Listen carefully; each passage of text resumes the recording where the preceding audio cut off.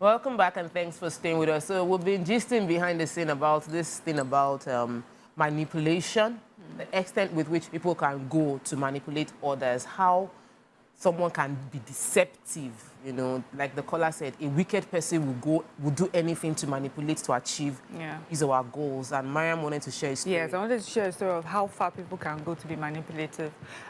This did not happen in Nigeria, but was a documentary I'd watched of a man. He was a doctor, and he would see some of his clients, and then he would drug them and rape them. They would wake up until they go home. They would, you know, eventually the women started reporting, but they could not find the DNA that connected them to the doctor. But they just knew that it was while they were at his place or after they had left that they felt that, you know, they had been defiled. And they had come, they would take his blood samples and nothing. Do you know what they found out? Because this man understood, you know, what was needed, he would take blood samples from, because he's running like a clinic. I got different blood samples. He would take blood samples and put inside like a small vial, surgically insert the vial into his hand here or his wrist, wherever, and then when they come to take the sample, it's not his blood they're taking out. He was able to do that for so many years until after a while they had collated enough, you know, samples from him that they realized, how come every time we take it seems like we're taking a different blood sample? You alone, you have different blood. It had gone on for many years, and that is how far the human mind is. Like, that's how desperately wicked a human can be. So I can see, you know, yes, that's the thing with manipulation. So we're saying 16 years, thinking, how was she able to sustain this life for 16 years? Maybe something even just happened that he found out that woman would have been willing to do it till the day she ended up in her grave. Yeah. Let me take Ade from London. Welcome to the show, Ade. Good morning. Good morning, ladies. Good morning. It's often said that after God, fear woman, after God. You can see what the woman cares for. If it's a man, he can't keep secret for 1 year. That's not true. But because it's a woman, they are very smart, you know? So my advice to that man is this. Divorce that woman, marry someone else, and if you still love the woman, let rent house for her outside, or adopt the child, and all your wills to that child you adopted, give nothing to that woman. Simple. What if it's the woman that has the money? What if it's the woman that has the money? Exactly. I wanted to say that, Mr. Ade, some women have served into your hand, so you cannot give us fear, or after fearing God, fear woman. And you know what? I didn't want to do this. I wanted to keep it about... Let's keep it. About the man being right. But men have also... So it's about human beings. Men have also lied for many years. Many women have found out when their husbands were being buried that he had a whole other family, children all over the world, you know. So it's about human beings. People can be deceptive. Okay, so we already know my stand on this issue, that what this woman has done is terrible and whatever. So now I'm talking from the human perspective, where it's also important that when you're in any form of relationship, be it business, be it emotional relationship, to also try to create an enabling environment where the other party is not scared to trust you with their secrets. Because that's the conversation that has to be had. Yeah. You know, because even in marriages that is not just about that the woman tell you something the man now, or whatever, you use things against your partner. The partner does not trust you well enough to confide in you or to tell you. Even for some men, they will lose their jobs. Every day they wear cloth and go out because they can't tell their wives that have lost work. Our finances have dwindled. So it's about both parties also creating an enabling environment. When there's love, creating an enabling environment where someone can trust you well enough that if they kill somebody, they can come and tell you that this is what just happened, this is what I did, that you can bear your worst self to that person, trusting the fact that they have your back. Number two, but does that justify dishonesty, though? The fact that the environment is not conducive for honest conversation, to be honest, or like the fact that anything you say might be used against you, does that justify not opening up and being honest? Yeah, sometimes, because, you know, like I said, I would have loved her to be. I think he didn't really give her the room for her to be able to talk. For 16 years, she kept all of this kind of terrible thing to herself. It's really, I don't even know what to say about her. So I'm just going to say that the only way that he can move forward is what the caller said, is for him to go get married to another woman and try and have kids. And if you should try as much as possible and forgive her, forgiveness is possible. But what if in the case, because I'm thinking, what if in the case that maybe he really loves her and doesn't want her to go? What will now happen? So I think if that's the case, then the only thing that they can do is maybe try and adopt, or he will get another wife, and then when the children come, they're all together and they stay together. But I don't know how the future is going to look like with this kind of heavy lie that she... There's no justification for that, for lies, as far as I'm concerned. Yeah.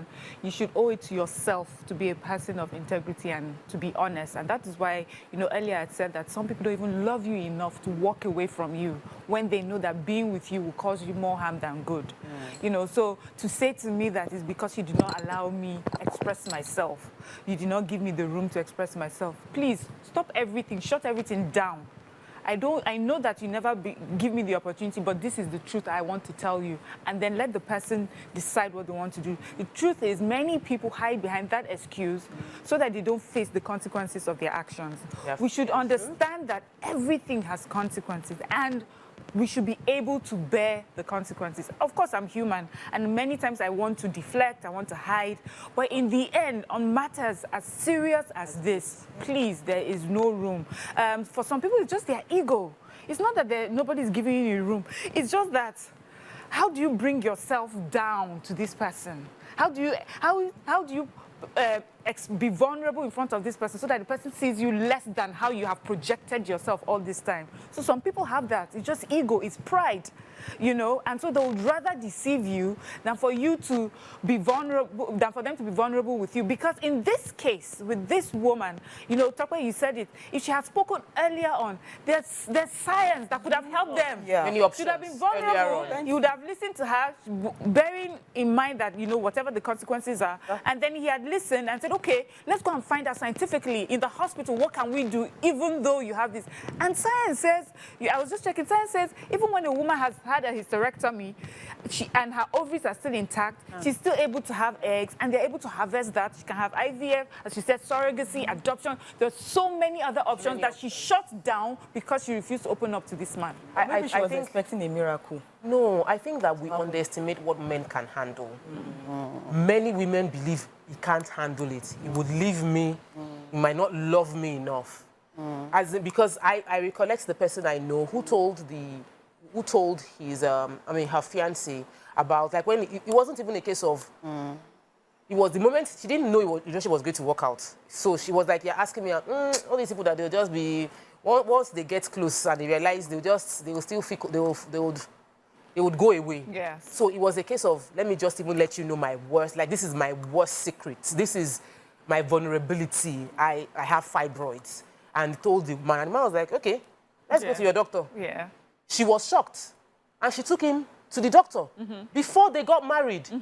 And the doctor was like, this is the case, so they are big, this is what it's like, and it's growing, and this is what is going on. So before she can even have children, she needs to do surgery to remove this. As like, the man painted a very gory picture of how bad things would get before they can even get better, and it might not get better because she's in her 40s. And the man said, I'll still marry. Yeah.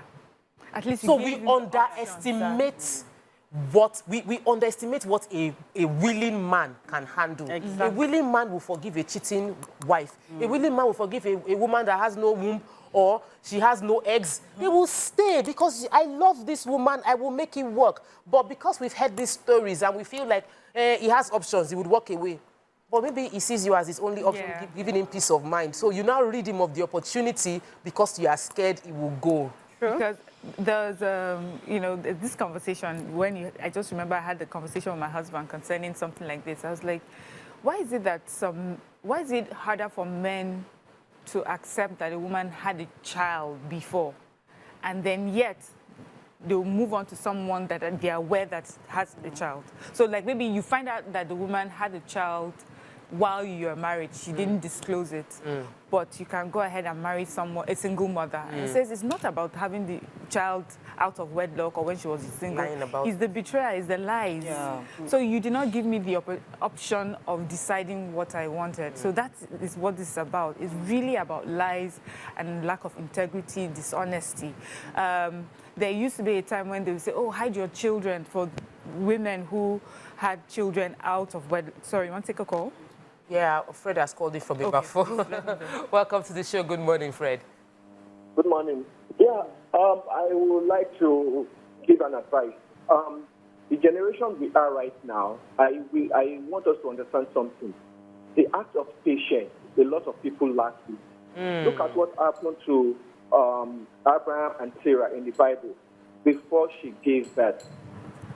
Do you understand? Do you know how many years it took her? So that's number one. Number two, we don't judge, we listen. Why we don't judge, we listen? The man needs to be wise. According to love, love covers multitude of sins. If the man loves the woman very much, she can still harbor her in that house. But the man needs to be very wise. The man needs to go out, find another woman, let the woman give back for him. At least to be on the safer side. Look at the age of the man. The man is years old. I have a friend, they've been married for how many years? They married 2018. Till this very moment, the wife couldn't conceive for that friend of mine. What did this my friend did? He went outside, and followed another woman. The woman gave birth to a boy, bouncing baby boy. I asked him, how far, guy, is your wife aware of this? He said yes. So the man needs to be very wise, and if the man loves the woman, he can still harbor her. That's my own advice. So we can't judge. Let God handle the There are other options these days. Thank you so much, Mr. Fred.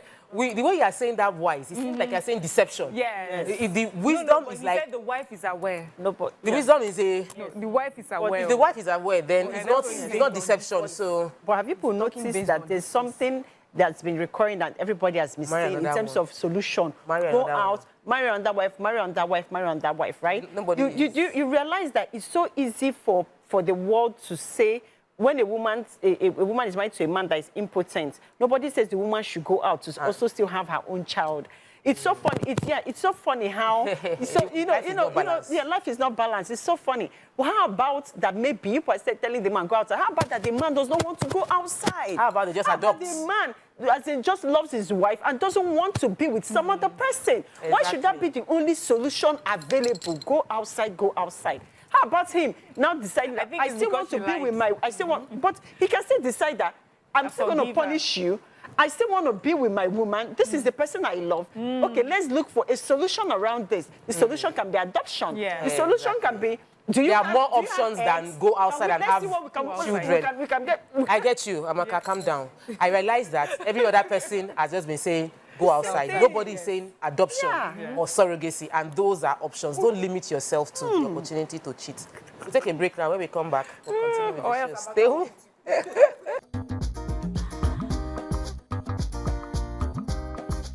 Stay tuned. Your View will be right back.